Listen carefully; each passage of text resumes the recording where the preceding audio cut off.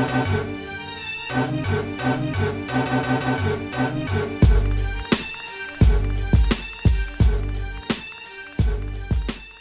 up? Welcome to episode 68 of Throwback Hoops. My name is Rob Clayton, and joining me as always is Woody V. What's happening, mate? Good day, man. Our Hawks got a win. 38, right? Back to 500. Yeah. Always good when the Hawks get a win. That means I'll definitely lose their next one, but good to have you back, mate. And look, just before we get into introducing our special guest, just a reminder where to find us. Of course, we're on YouTube or where all podcasts are found. Please make sure you like, rate, and subscribe. All right, so today we're absolutely thrilled to have another very special guest joining us. This man grew up in the southern suburbs of Melbourne and was a huge fan of the Southeast Melbourne Magic. He has been compared to a young Jason Statham and is also known as one of the most recognised commentators in the country, calling a number of sports such as cricket, A-League soccer, AFL, netball, and even lawn bowls. The viewers of our show will know him from being the lead commentator in the NBL and the host of the NBL Today podcast. It is a big Throwback Hoops welcome to Jack Heverin. It is my absolute pleasure, boys. Thank you for having me. You've got the strongest jersey game in Australian basketball, so it's an honour to be with you. Can we just talk about the Jason Statham line for a second? Yeah, because of course. No one, including my fiance, has ever said that, so I really appreciate that. Thank you. You'll like that one, right? Yeah, he's always pretty popular with the ladies, so I thought I'd throw that one in there. So I really appreciate you coming on, Jack. I know we've been sort of teeing this up over the last couple of weeks. We know you're obviously busy at the moment. But look, we've mentioned as well, anyone that comes on the show, we love them to wear, a jersey or some team gear or something and tell a little bit of a story about what they're wearing. So you're rocking that nice Lakers hoodie there. Why don't you tell us about that?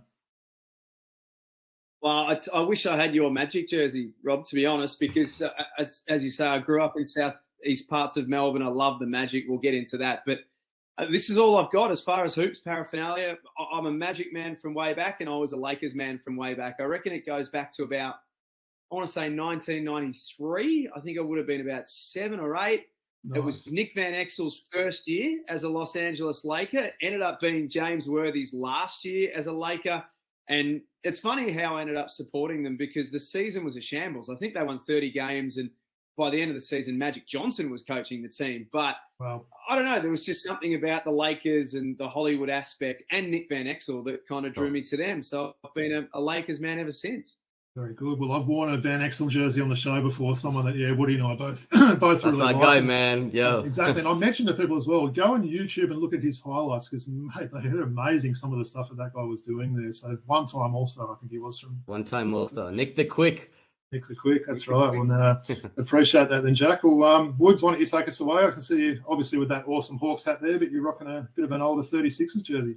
Yeah, you got it, man. So Woods is going to stand up and model his jersey. So it's a pretty random number 25, Keanu Pinder, Adelaide jersey. So I reckon that one was custom made. I'm not sure that one was available in the team store when he was with Adelaide. Yeah, definitely it was at that time, right? Now that they're flying off the shelf in cans, right? But I'll tell you something, Jack. Like, me from Sydney and Rob from Perth, we follow Tiny Pinder, right? And despite all his off-court issues, he's a fantastic player, right? And I know he had more success in Perth than he did in Sydney. And I think in about 2011-12, 10 did a feature on Keanu, son of a gun, right? And I watched it and I'm like, man, I'm going to follow this guy's career. And I saw his college career. He actually teamed up with DeAndre Ayton in Arizona, went and played in Poland for a few years before coming to Adelaide. And when he came to Adelaide, it didn't all go to plan, right? And a lot of people were very critical of his performances early on. But to be fair, Coach Conor Henry actually stuck with him, played him as much as he could and developed him pretty well. People say that he thrived under the tutelage of Adam Ford in the last few years. But Conor Henry was also good for him. And towards the end of that season, he showed signs of what he could eventually be. And anyone who said anything about him, I would come to his defense. I even reached out to him on Instagram and got to know him during that first season in Adelaide. And he was going through some issues with his mental health, with everyone like talking about him in the media and being harsh on him. But just to see him thrive and done what he's done over the last few years is extremely heartwarming. He's a great basketball player, but he just seems like a really good person as well, representing the Aboriginal community as well. So I think we'll get into it a bit later, but maybe worth you commenting on what you think about his rise over the last few years? I'll absolutely put my hand up and say that I got it wrong with him. And I think a lot of people did. That year in Adelaide, you could tell he was still young and still raw. And we kind of knew his backstory, as you mentioned, but it just wasn't happening for him. I don't know whether he was confused about the system or whatever, but there were times where you're looking at this young guy thinking, he doesn't know where he needs to be at the offensive end. Yep. But what you did see at the defensive end of the floor is the kid could rebound and the kid could block shots. So you knew there was something there, and he found a situation that suited and a situation that's fitted. I think sometimes in professional sport, and you know, this is across footy, AFL, across cricket, across whatever it may be, I think sometimes we expect that youngsters are just going to come in and dominate straight away and get it straight away. Keanu's still in his mid-20s. So we're not talking about a guy here who's 29 or 30. So I think it's now just all started to click physically, mentally, spiritually, whatever else. Now he's become the player that he's become. So, yeah, I'm definitely one. I got it wrong with him at first, but he's one of the great success stories of Australian basketball in the last 3 or 4 years. Definitely, Jack. And in that first year as well in Cairns, not only was it Adam Ford, I think Nathan Jawai had a little bit of an effect on him here. The veteran there in the locker room, you know, with a similar background, took him under his wing a little bit. So I think Jawai also played a bit of a role in his development in those early stages at Cairns. Well said, fellas. And look, Woods, I can certainly confirm, you know, how long you have been a fan of this guy. Yes. He's absolutely, you know, before the bandwagon was rolling a little bit for him and that. So, as you said, we will talk a little bit about him later. Not 100% sure if we will see him back in the NBL, so I have to ask you how you feel about that. But anyway, I'll sort of go on to my jersey. And look, when I reached out to Jack in the week, he mentioned that he was a Magic fan growing up. So I thought, right, I know exactly what jersey I'm going to wear now. So one of my all-time favourites. First time I've rocked this one as well, so I'll stand up and show you this one. So to all our audience listening that can't see, Robbie's wearing the Southeast Melbourne Magic Parkinson, Parky, number 14 jersey. Throwback, if I've ever seen one, homeboy. It's a good one, that one, right? So, yeah, well, just a little bit about Mr. Parkinson there. So, actually, before I start with that, I am sort of hanging up a bit of a Michigan jersey in the background. I'm not going to tell a story about that. Jack, I always sort of show 2 jerseys just because I've got too many in the collection. I might as well show 2 every episode. But just in honour of March Madness, it's actually an old Trey Burke, Michigan Wolverines jersey. Shout out to Trey Burke. He played on that Michigan team with Tim Hardaway Jr., Glenn Robinson III, and Nick Stauskas. Bit of an up-and-down NBA career, and I believe he's still in the G League. But that's just a little spiel on Trey Burke there. But in terms of the guy that I'm rocking today, it's an Andrew Parkinson black Southeast Melbourne Magic jersey. So I'd have to say, and Woods, you'd know this as well, absolutely love this guy. In fact, I'd probably say along with Ricky Grace, he would be my favourite ever NBL player, which is a pretty big call, right? So Parky played 10 seasons in the NBL, starting with Geelong in 1988 and finished with the Magic in 1998. One of the better shooters the NBL has seen, and I can't help but think just how good he would be in today's NBL with such a focus on the outside shot. I believe in his career he never averaged more than 6 three-point attempts a game, so that would surely be around 10 the way the game is now played. So his accolades, he's a 2-time champion in 92 and 96, most improved player in 91, had a career high of 49 points, which is pretty special there. So fun fact, I actually wore the same red Converse shoes as Parky in the early 90s in honour of him. And I'll tell this one quickly, Jack. I have told this story before, but as a kid, I went to the Kingdome when the Magic were in town, and so excited. I got my Futura Andrew Parkinson card signed. Didn't have the greatest pen. It wasn't a Sharpie or anything else like that. And by the end of the night, the signature completely got rubbed off the card there. So got it signed, but it actually didn't last more than an hour there. But a little bit of a story on Parky. I know he's obviously had some health issues. Over the last few years, I believe he's going okay now. Is he someone you've ever sort of come into contact with there, Jack? I'm really lucky to have come into contact with him for sure. And I'm with you. He was one of my favourite Magic players. Nice. I've had the good fortune to do a little bit of radio work with Parky. We did some NBA stuff about 3 or 4 seasons ago with Chris Anstey, his great mate. Still see him at games. He gets along to a lot of games. His kids are now a bit older and love going to games as well. He's just a really good guy, which makes... not that you wish the sort of health battles that Parky's had on anyone, but when you think about what sort of person that he is, it's such a shame that he's been through that. But as you say, he's going pretty well. He looks fit, he looks healthy, and he's always happy to come over and have a chat. So I love that you've rocked that one tonight. That's great to hear. And he was, I've sort of mentioned before, I have those players in that sort of category that make me laugh out loud. And some of the shots and the distance he used to launch those threes from. And when he was on fire, he just had no conscience and he'd throw them up from anywhere. So, yeah, go absolutely love there. So, no, good stuff then, fellas. I appreciate a bit of a trip down memory lane there. So, all right, so get into a bit of a chat with Jack there. As Woody likes to say, we'll chop it up with our guest there. But, well, yeah, Jack, I just wanted to obviously start off. I mentioned in that amazing intro before that you grew up in the southern suburbs of Melbourne and you were a mad Southeast Melbourne Magic fan. So talk to us a little bit about those days and some of your memories attending those Magic games in the 90s. It was a staple diet for me. I grew up in a family. My dad's one of 7, really strong AFL cricket family. Like, it was footy in the winter and cricket in the summer. So basketball was something that was a little bit, well, definitely foreign to him. Luckily for me, my mum loved it straight away, and I think she could tell that I loved it, and she supported me in that. I got a backboard. I was born in 85. I got a backboard and a hoop installed in our driveway in 91, and it had the Spectres logo on the inside, obviously the middle of it. And then the following year, the Spectres became the Magic. So that's kind of where I just supported the Spectres because it was on the backboard. And then they became the Magic, Brian Gorge, and there was a lot of hype at that stage because they'd merged the Saints and the Spectres. Yeah. And then I started following them. They won a title in their first season, which was awesome. So I was with them ever since. We would go to so many games at what's now known, well, back then it was the Tennis Centre, and you had 14,000 people week in, week out. We would go all the time. Mum and I would go. I think my 9th birthday, Mum and Dad hired a minivan and drove me and 9 of my mates to a game for my birthday, which was really cool. So it was a huge part of my life growing up. I still played footy and I still played cricket, but basketball to me was everything as a young kid growing up. How did you take the news when they folded then? That obviously would have hit you hard. Yeah, it did. And then, there were some iterations beyond that, weren't they, with the Titans and the South Dragons came back and all that sort of stuff. And it was just never the same, though, because that Magic run was awesome, and Gorge was such a great part of that. But there was Jason Smith and Sam McKinnon and Parky, as you mentioned, John Dorge, the big man in the middle with those elbows that would take anyone out. When things changed, I sort of didn't go with it perhaps as much as what I should have. But, yeah, those Magic times were unreal. What were your memories of those Magic teams, Woods?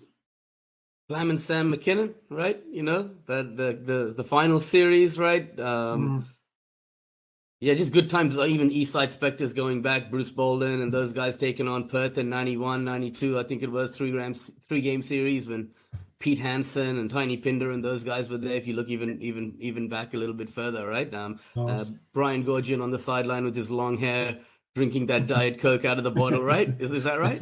Yeah, we would have the Diet Coke for sure. Yeah. Yeah. Okay. Yeah. Nice, good stuff. Well, obviously, Jack, we know you're a bit of a jack of all trades with sports. I think you like what I did there. Did you play any sports, including basketball, growing up? And what sport would you say you were the most passionate about? Oh, that's a good question. I played all three. Was always basketball, cricket, and footy. And I love the fact that my parents made all three work for me, and that often meant like a Sunday morning basketball training session, then going to play footy and cricket on a Saturday in the summer and all that sort of stuff. I played them all at local level. I'm 5'8", 5'9" at best, so basketball was never going to be a long-term thing, but loved it. Played all of my basketball out at Frankston down in the south, and still keep an eye on the Blues. And Brad Newley's gone there this year, which is really cool. That's right, yeah. I'll be keeping a close eye on them, which is awesome. But I probably, in terms of the sport I played the most, I played cricket all the way through until about 5 years ago. I had to retire for an injury that I'm not going to be able to recover from, unfortunately. But cricket was probably the biggest one for me in terms of playing. In terms of passion, I loved all three of them equally, and it's not a fence-sitting answer. I genuinely love cricket, footy, and basketball equally, and to this day still love all three of them. So to get to commentate on all three that's living the dream. I can see Woody's eyes just lighting up as you're mentioning it. Yeah, there's two things I love. There's there's three things I love in life apart from my family and my wife: hip hop, cricket, and basketball. Right? So Being Indian myself, I share some of those passions. Footy Robbie's got you covered though. So yeah, definitely love my footy. Well, that's a good point. You've broadened your knowledge on a whole heap of sports there, Jack. But the decision to get into sports broadcasting, what brought that about? And obviously there must have been a lot of hard work that went into that to get to where you are today. Honestly, Woody, it was a total accident. There's all these stories of me as a kid. I could commentate the 1990 grand final. I watched it that many times at my nan and pop's house that I knew the first quarter, word for word. And you could ask me any NBA player because of like NBA Live 95 and all that sort of stuff. I knew every player on every roster. So there's all these stories when I was young of I guess, essentially going down that path already. But I didn't know that I wanted to do it. I actually went through high school thinking that I wanted to be a primary school teacher and worked towards that. Yep. Didn't quite get the marks that I needed to, and actually had no other alternatives or no other plans except to go overseas. So I went and played cricket in England for a year in 2005. I feel really sorry for the club that had me because I pretty much drunk my way through the entire 6 months. I'm not sure I played a lot of good cricket at the time that I was there, but I loved it. It was only when I came back that I was working in sales because my dad was in sales, and we'd go and watch our local footy team play every weekend because all the guys I played junior footy with were still playing and all that sort of stuff. And it was a social thing. And one of my very good friends who became an amazing mentor and unfortunately is no longer with us used to do the commentary on the local community radio station. Yep. And on a Friday night, we're at the local pub having a couple of drinks after work, and he came up to me and said, "Look, the guy that I was calling was pulled out. Do you reckon you can help me out tomorrow, please? I'm desperate." And I said, "No, I'm not doing that. No way." And then I came back and had to think about it, and I came back to him about half an hour later and said, "Yeah, all right, I'll have a go. Bugger it. I'll have a go." And it was like a light bulb moment. 10 minutes into the first quarter of that game, I remember just this light bulb that went off in my head and said, "This is it. This is your career. This is what sports media, this is the one." Now, I was 23, 24, had no degree, had no contacts, had no nothing. So, yeah, I've absolutely had to do it the hard way, but I wouldn't change it at all. There's been a lot of missed birthdays and missed weddings. Yep. And, friendships that have unfortunately had to suffer along the way. And even to this day, it's still the same, but I wouldn't change it for anything. I love what I do, and I wake up every day thinking about it. That's great, Jack. So, look, when you think of sports broadcasting, commentating, being part of the media, it's often a role that is reserved for ex-professionals, ex-players. And being Indian myself, you think about the greatest man to make it in sports broadcasting, possibly in the world, who never actually played the game. And you think of Harsha Bhogle, right? What a great man he is, right? Yeah. And it happens very rarely in India and also very rarely here. So, obviously, the world has changed a little bit. There's podcasts, there's various different mediums, social media to get out there. What would you give to a budding youngster your age sitting in that pub at 21, 22 or whatever, who has aspirations of going down the same path that you have? Know your role. So I think that's really important. And it's something that I to this day, still kind of pride myself on a little bit. And you might notice during an NBL broadcast or whatever else I'm involved in, I don't have an opinion because it's not my job to have an opinion.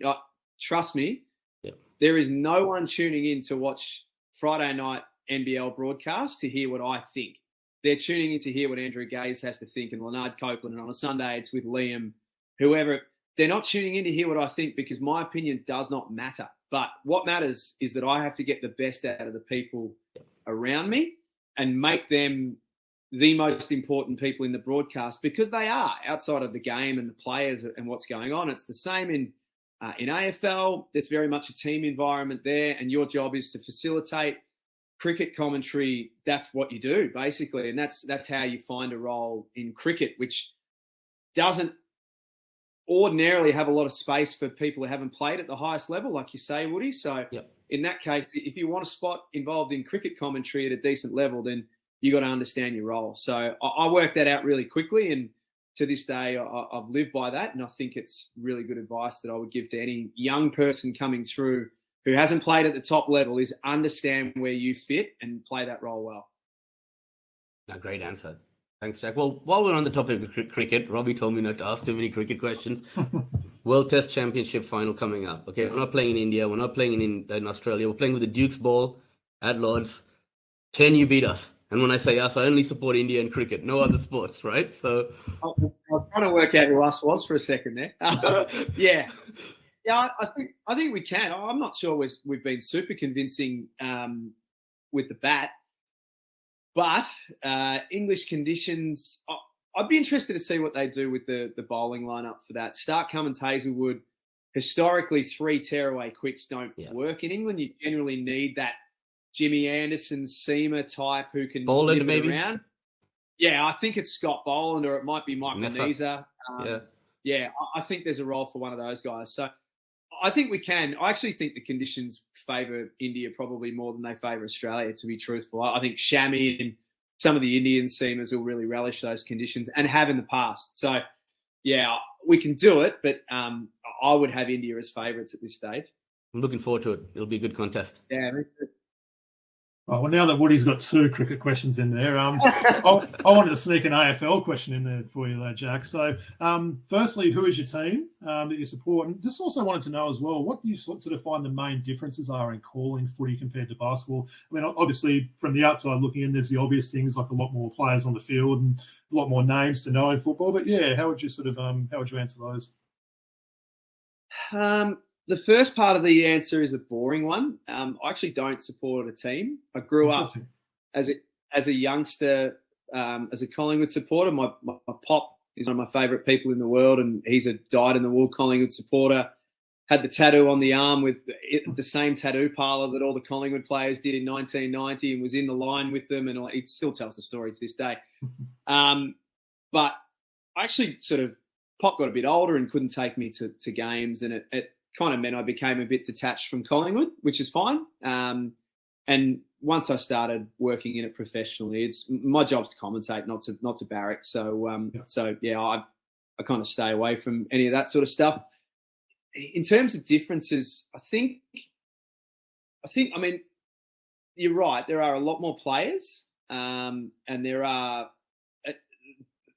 AFL is a lot more 360 in terms of the way that it happens. Yes, in NBL, and you can still have fast breaks and things like that. But ordinarily, a lot of the time, it's, one team comes up the court, they have their offensive set, other team comes back the other way and all that sort of stuff. So you can kind of have everything in front of you, whereas AFL, it can turn on a dime really quickly. So that's a big challenge. There are a lot more players, as we mentioned. And I think it's just one of the biggest challenges I have is when you go from one to the other. Sometimes even in the weekend, you can do an AFL game and an NBL game if they cross over, and it's about terminology and vernacular. And a couple of times I've sort of said the word defense in an AFL game, and it's probably sounded a bit silly and all that sort of stuff. So yeah, the vernacular and the terminology can sometimes be the hardest part to switch between them.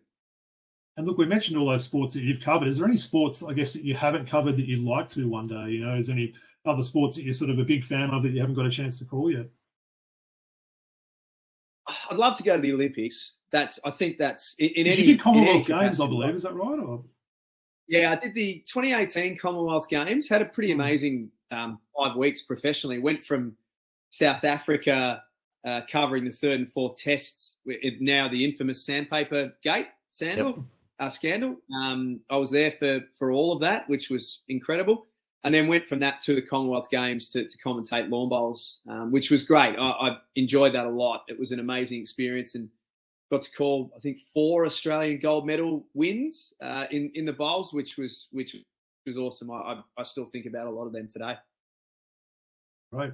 Well, something I wanted to ask as well, then, Jack. So I guess for myself, long before I started my little part-time hobby of the NBL 1 commentary, always was a massive fan of the 90-year-old NBA caller, Hubie Brown. Always someone that I just really enjoyed listening to. I've said that to Woody in the past. I felt every time I listened to him calling a game, there's something that I'd pick up each game, or I'd learn something about the game there. So I wanted to know if there's any sort of basketball callers over the years that you've either looked up to, or you've either possibly borrowed any parts of their style as well.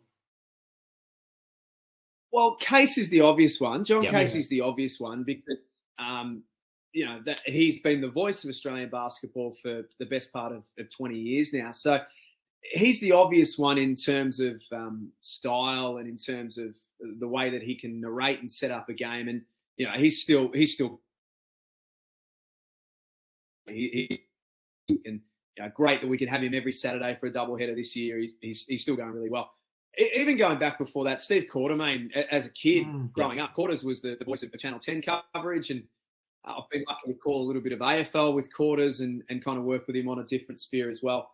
I don't think I necessarily adopted any one particular person's or caller's style, but I think in NBA they do historically leave a lot more room, and basically, to me, particularly in three-man booths, that they just fill the gaps, basically. And you've got your two analysts that talk for a lot of the game, and then you just fill the gaps. And that was a style that when I started the broadcast side of things with the NBL, I'd done radio for a few years before it. But when I started TV, that was something that I wanted to be really deliberate in with the way that I called NBL games, was to sit back, let the guys finish their conversation, never jump over the top of them. As we were talking about earlier, their opinion is far more important than mine. And just be a facilitator, be a point guard, I suppose. I think that's style. A lot of the NBA callers adopt something similar. And I think that's a great way to commentate basketball. On that as well, Jack, I know you were gracious enough to give a lot of the NBL 1 commentators some training before the season started this year. And you really sort of mentioned the importance of knowing your role, right? So either you're going to be the play-by-play or you're going to be the colour commentator there. So how important do you think that is for, especially at this NBL 1 level now where these people, it is just a part-time role for them. How important do you think it is getting that role worked out? I think it's crucial. At NBL 1 level, Robbie, like we spoke about a few weeks ago, it's about being able to tune in and know who's calling the game, who's the expert, and essentially they shall not cross over. You can have conversations, but let's make sure that the expert is the expert, and let's make sure that the caller is getting the opportunity to call the moments that matter as well. So role definition, I reckon, in any broadcast, whether it's AFL, cricket, netball, bowls, whatever it may be, role definition and understanding where you fit is really important, I think. Before I give another question to Woody, you also mentioned, I think, when you were covering the NBL finals, you'd come armed with a page worth of notes and everything else like that. So how much preparation would you put in before sort of calling any of these sports that you do?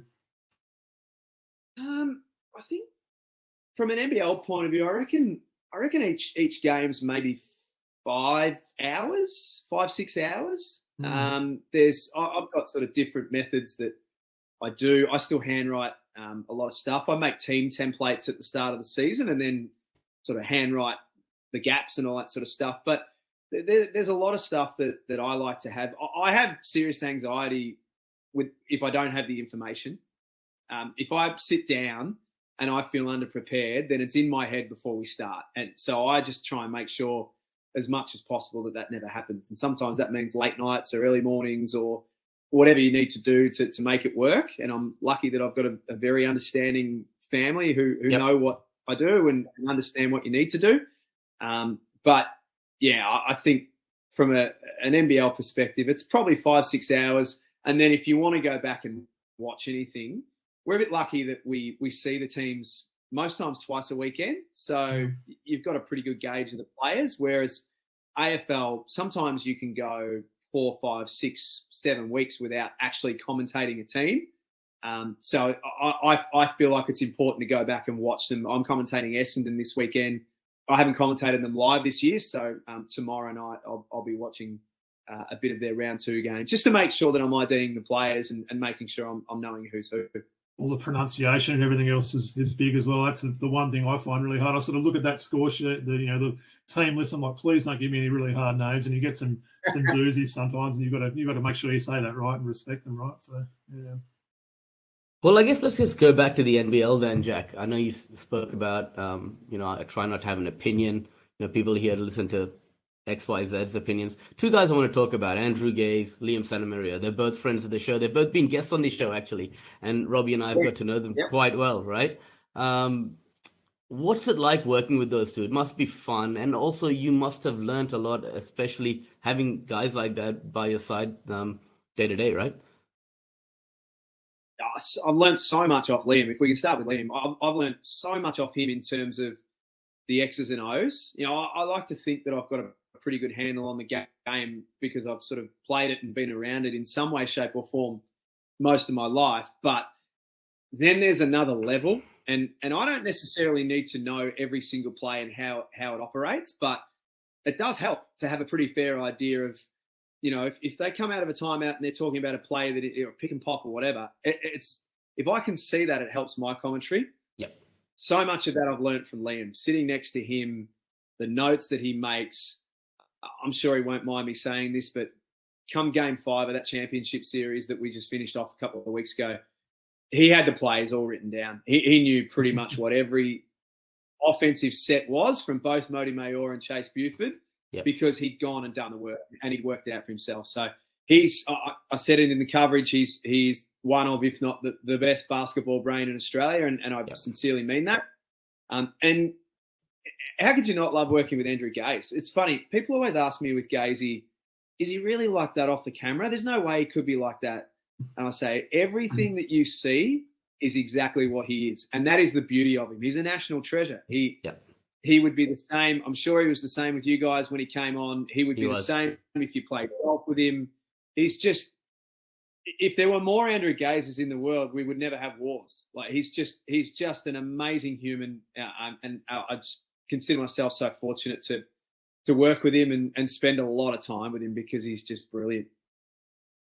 He's an absolute legend. We had him on for what I think it was one of our longest shows, and we had him on. He just had so many stories to tell. And a couple of times I messaged you, sure you're not going too long, sort of thing. And he was really loving it. So yeah, no, I appreciate that. And mentioned to my wife tonight, I said, this will be, once we've had Jack on, we've had all 3 from the commentary team now. So we're absolutely honoured to sort of get you to sort of complete that for us there. Well, look, really appreciate sort of, telling us a little bit about your story and sort of how you got into the business there. Well, we thought we might sort of go into a little bit of, NBL talk now, Jack, and talk a little bit of free agency. At the time of recording, it's Wednesday, the 29th of March. So we know tomorrow's when free agency opens there. Just wanted to ask you, Bill, I guess, before we go into the free agency there, obviously you just finished calling those NBL finals in what was a really great series between New Zealand and Sydney. Wanted to know what that was like covering such a great series. Also, as well, if you can talk to us about the differences in calling a game in person at the stadium rather than being in the studio. How do you find that?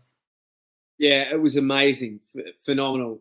Actually, the timing of this is good because I actually watched the game back for the first time earlier in the week. So, which I do watch a lot of stuff back to most of the time to be critical and listen to hear what you're doing and what you're not doing and all that sort of stuff. But I just I got myself in the headspace that I just wanted to sit back and watch this and enjoy it without worrying about how anything sounded or looked, just enjoy it. I'll remember when I think about career highlights, I'll think about that championship series as being one of my career highlights up until now. And not just because we're in the venue, because it was just incredible. The standard of games were awesome. Breaking the crowd record twice in a row was phenomenal. Yeah, just loved every minute of it. It was great. And in terms of being in the venue, yeah, it's not ideal to be in the studio and everyone's got an opinion on it. Trust me, as a broadcaster coming through, I didn't come through the system to sit in the studio and call games, but it's the reality, right? It's either that or nothing. I think the way as fans that we should all look at it this year is that we're in venue more this year than we have been in the last 4 to 5 years. So that's got to be a positive, right? And hopefully there's some conversations about potentially being in venue a bit more next year. I know the simple, and I'm not here to defend the decision or anything like that. The decision is made. I know the simple thing is to just say, well, why can't you just put a commentary team in each state and be done with it? It's not always that simple. And there are other things involved in the decision, and it's not just an economics decision as well. So there might be some skeptics who are saying that I'm bullshitting and drinking the company Kool-Aid. That's not the case. There's more to it than just let's sit in the studio and save a few bucks. But let's look at the positive. We're in venue a lot more this year, and hopefully we are more in the future as well. So I see that as, fingers crossed, a sign of some good things to come. I think you're right on that. I think people all, will have various opinions on that. I can't say it's bothered me a whole lot. I think I've probably been a little bit more, defending that with you guys being there. I think as long as the sound matches up and everything, that's the big one for me. As long as there's no delays with that sort of stuff, that's probably the only thing that I'd be, annoyed if that wasn't working. But yeah, don't sort of see a big issue. But yeah, obviously for you guys, how much, better it would be being in the stadium and sort of feeling that atmosphere and everything as well. Yeah. We don't, like, as I said, we don't love it. Like, we're not sitting there going, how great is it that we get to call games, an amazing game at RAC Arena. Like, that's one of my big things. I want to get to RAC Arena next season, even just as a fan, just to experience it.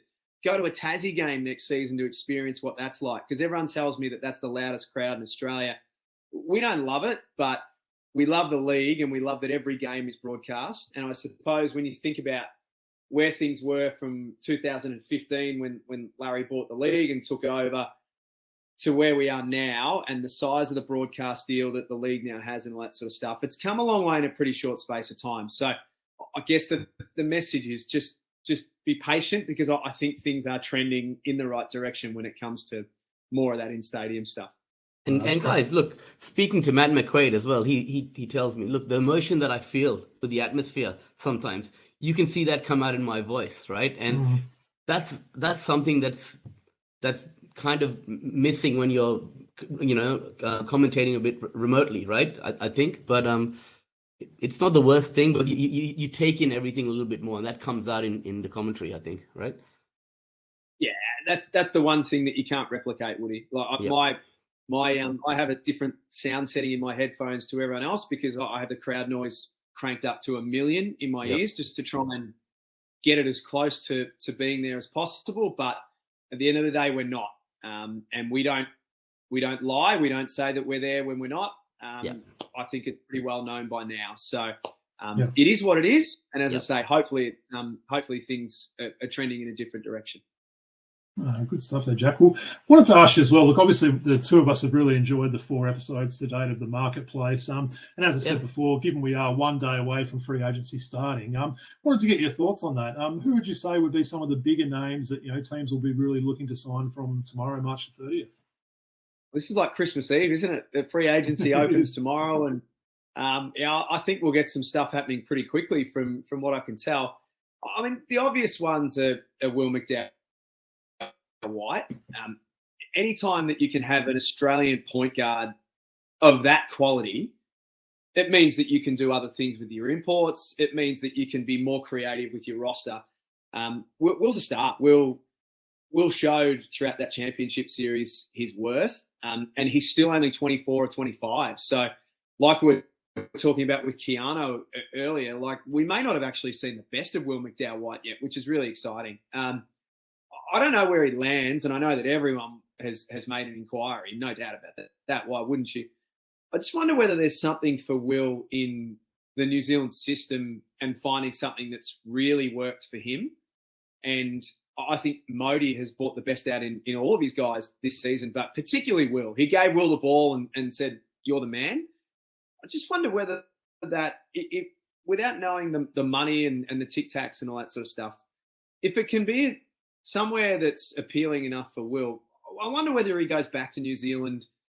They try and win one next season because it's something that's really worked for him. So that wouldn't shock me at all if he's back there with the Breakers next season.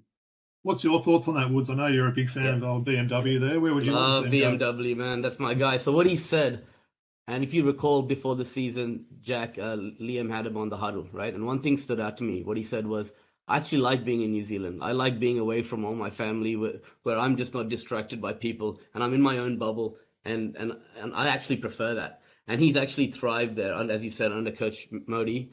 And just hearing that back and just the way that team played this year and so close, right? And they're building on things there. And him being the quarterback there, I think it would make sense for him to go back, right? Yeah. Yeah, I think so. And if they could, I mean, we don't know what happens with Jarrell Brantley. He had the 10-day with Utah. It doesn't look like that's going to be extended. He could be back. And Barry Brown Jr. was money in the final series as well. Yeah. So if they can get all those pieces back together, for sure. I think the other big name that we spoke about, Rob, is Keanu is obviously going to have a lot of attention. The way Keanu's going in Europe, I'm less confident by the day that we're going to see him back here next season. So if that happens, I think one of the other big names to really watch here is DJ Hogue out of Cairns, who was fantastic.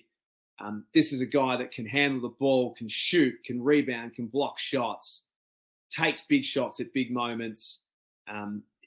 Cairns would love to have him back. There's no doubt about that. But I just wonder whether some of the big dogs, like your Sydney, like your Melbourne, Perth would take him in a minute as well. Take us soon, yeah. I think there'll be a lot of interest in DJ Hogue, and as there should be. Well, let's talk about Keanu a little bit more, right? Killing it in the ACB. Just some stats for you guys. Averaging 19.3 points, 8.7 rebounds, 1.3 blocks. He's shooting 50% from the land of plenty. I mean, this guy, he's getting his Bohemian, I think you said it on your show, he's getting his Bohemian passport, right? How does that help him, Jack? That's more Olgun's. That's Olgun's, yeah. Yeah, passports and all that sort of stuff. I don't have a great history with my own passport, let alone other people's passports. So, yeah, I think he's it was our greatest fear, right? Like selfishly, we want, particularly Australian guys, we want them playing in our league. But it was our greatest fear, I think, that Keanu would go to Europe and suit that ECB style of basketball. And so far he has. So, yeah, fingers crossed he's back next season. If he comes back, the value of that young man has gone through the roof, no question about it. Hey, I wouldn't be surprised to see him get a little shout for Summer League this year as well. You know, I mean, if a guy like Nellens Noel can play in the NBA, tell me why Keanu can't, you know. I think he might get a look in there in Summer League as well. So, yeah. Great. Well, I wanted to get a Wildcats question in for you as well, Jack. So hearing a lot of rumours floating around that, you know, Perth potentially aren't going to be bringing back Mitch Norton and Todd Blanchfield, which kind of got some mixed feelings there. But also now hearing that, you know, Luke Travers is not a lock to go back either. I know a few teams are obviously chasing him, and at only 21 years of age, you know, he's someone that the Wildcats would love to keep. But what are you sort of hearing about any potential moves coming out of Perth there? Probably not much more than what you said, Rob, only because there are so many different things about Luke Travers getting around at the moment. I think if you spoke to people in WA last week, I think they were pretty confident that he was coming back. I think maybe earlier in the week of this week, we're recording on a Wednesday, as you said, I think there might be some people starting to get a bit concerned by that. The interesting thing for me will be Luke's going to make, and his agent will make a decision based on what's best for him, as he should. And that's not just a money thing. But for Luke, who has his rights with an NBA team, it's probably going to be, an element of it will be, what's the best situation in terms of where will he start consistently, not coming off the bench, where will he start, who will run an offense that will have Luke as the number one or number two man in that, and a situation where he's going to play 30 minutes or 28, 30 minutes a game. So I'm sure those conversations have been had with Perth, but at times last season that wasn't there for him. So you would think that that's got to be a factor, no doubt about it. Well, so look, I'll throw this one to both of you as well. Isaac Humphries is a name we keep hearing that he's probably unlikely to go back to Melbourne there. Where would you guys like to see him end up, and what do you think a team that could use him would be? Jack? Perth. Yeah, Perth, I think Isaac would be a great fit for Perth. Australian big, again, another one of these young guys that maybe hasn't quite reached his full potential. His body's let him down a little bit, but he played pretty consistent basketball this season. Perth is screaming out for a big man in the middle. Sean Thomas tried his hardest, but was probably a little bit undersized. If they can get an Australian big, then it probably leaves them the option to bring Brady Manick back, which I would personally. I think if you get a good centre, you can bring Brady back and play him more as that pop-out four shooter. I think Isaac could be a fantastic fit for the Wildcats. I really do. You get me excited now. Woody, what are you going to say? It's Sydney, right? Look, I mean, he could come back to Sydney. Tim Suarez, you know, he could have a two-headed monster there with Geordie Hunter and Isaac Humphries. He had success there as a rookie. But I agree with Jack. Perth is a good fit. The big thing about Isaac is him staying healthy and getting to play a full season, right? We saw he played for Atlanta Hawks for a little while, came back here, and that early part of, you know, that play he had with Adelaide early on, right? Unreal. You know, his MVP quality.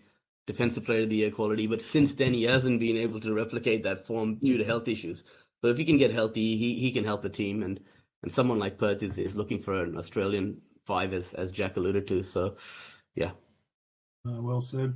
Well, what's on the cards for yourself now, Jack? Now the NBL season's finished. Obviously, you'll be doing the free agency stuff, and obviously the AFL, like you said. But what else is on the cards for you? Well, hopefully a little bit of rest somewhere down the line. It was a pretty busy summer, but yeah, footy, AFL commitments with Triple M, which is great. I love working with them. It's my 3rd season calling with them, and you just have so much fun every time you go to the footy. Free agency, as you say, Rob, we're going to hit that pretty hard for the next few weeks and really make sure that matters to basketball fans, but also the broader media and the interest, I think, in it already before it's even started has probably justified some of the decisions that we've made in terms of trying to blow it up a little bit, which is great. And then, geez, before you know it, we'll be starting to talk about Summer League and Blitz and all these things. And before you know it, the season will be here again. So, and, I won't be there, but we might be able to squeeze a bit of World Test Championship in there as well. But, it'll be busy. Like it's things revolve pretty quickly in this industry, no doubt. Good stuff. Look, before we wrap it up, guys, I thought it would be wrong of me not to sort of give a big shout out to the Townsville Fire there.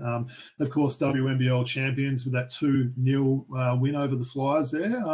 Huge shout out to friend of the show and an absolute star in Lauren Nicholson there. So I might just get both of your thoughts there, just to give me a couple of words on what your thoughts were on that grand final and the Fire's victory. Oh, well, can I give a shout out? Yeah, for sure. Go for it. Shout out to Steph Reid. She's a star. She's a Frankston girl, born and bred Mornington Peninsula girl. Yep. She's a star. She's one of, if not the best Australian point guards in the country right now. And I'd love to see her wearing, more green and gold sooner rather than later. And the other shout out, I think, is to Kate Gaze, who again played with Frankston a little bit. But Kate started the season doing courtside reporting and finished winning the title. That's a pretty remarkable story when you think about it. Unreal, yeah. And even Shyla, all the problems that happened in Sydney, for her to pick up and play there and win a championship Townsville, where she's been before, was great for her. And, I mean, what a run. 16 in a row to get there, right? So deserving, We said, Robbie and me were saying, look, it's got to be one of the 3 Melbourne teams that's going to take it out at the halfway point, right? For sure, right? And then Townsville just went on a run that will be remembered in history for a long time. So, yeah. I've got to say, I'm interested to see what happens next with Shannon Seabohm as well. Like his coaching record with Townsville speaks for itself. I'm certainly not trying to push Sandy out of the Opals job or anything like that, but you wonder, even WNBA, you wonder whether someone has a really good look at Shannon Seabohm, because he's a winner. There's no doubt about it. Great call, and his players absolutely love playing for him, don't they? You always hear good sort of things there. And look, Woods, you mentioned Shyla Hill before. I called the Sydney Comets against the Hills Hornets the other week with Vanessa Panousis just going crazy and scoring 35 points. They're adding Shyla Hill to that team. So if that's not the best backcourt in the women's NBL 1 in all of Australia, I'd love to see, a backcourt that is. So looking forward to see how she'll go in that league now. And yeah, it certainly worked out well for her. Didn't it? Obviously a bit of a controversial season with what happened at Sydney, but she ended up, being a champion there. So yeah, again, just a big shout out to Townsville there on that victory. So all right, well, you've been really generous with your time, Jack, so we'll just start to sort of wrap it up a little bit now. So, look, as I mentioned at the start of the show, please make sure you subscribe to us on YouTube or wherever you listen to your podcasts. Just a reminder, we can be followed on Twitter. We're at Throwback Hoops. On Instagram, we're throwback.hoops. And, of course, our email address is throwbackhoopspodcast@gmail.com. Woods, you want to give your shout-outs before we go to Jack? Look, Patreon, thank you for everyone that subscribes to us and pledges their support. You don't have to, but we appreciate you doing that. Good stuff. And look, Jack, we've spoken about, the different platforms you're on, but where can people sort of follow you, listen to you, and all those sorts of good things? Well, mostly over the winter will be with the Triple M family and the Triple M network with footy and some other things along the way. And then, with the NBL season not too far away, we'll be back for broadcast next season and Triple M cricket as well. So it's going to be very busy. And if you manage to just sneak past the TV in I think it's late June, early July, there's the Australian Open Bowls, which you can check out as well, which will be good fun. So yeah, it'll be a busy little period, no doubt. That's great. Well, look, we really appreciate you coming on, Jack. As I said, you've been so generous with your time. Thanks so much for all the little tips you've given me over the last sort of, few weeks just with the NBL 1 coverage there. So, now I've got your details. I'm sure I'll pester you again during the season if I've got a question. But I'm sure you'll be watching some of that NBL 1 as well. You mentioned, obviously, the Frankston team with Newley there. You might be sort of, watching them and everything else like that. But, yeah, just wanted to really thank you again. It's a big shout-out from the Throwback Hoops crew. Thanks so much, Jack. Thank you for having me, boys. Love what you do. I love your passion for the game. It's awesome that, as I say, you got the best jersey game in Australia, hands down. So thank you for having me. And just got a message from my fiance in the next room who said I look nothing like Jason Statham. So I love you blokes even more. Excellent. Really appreciate it, mate. Jack. Thanks. Peace. Thanks, guys.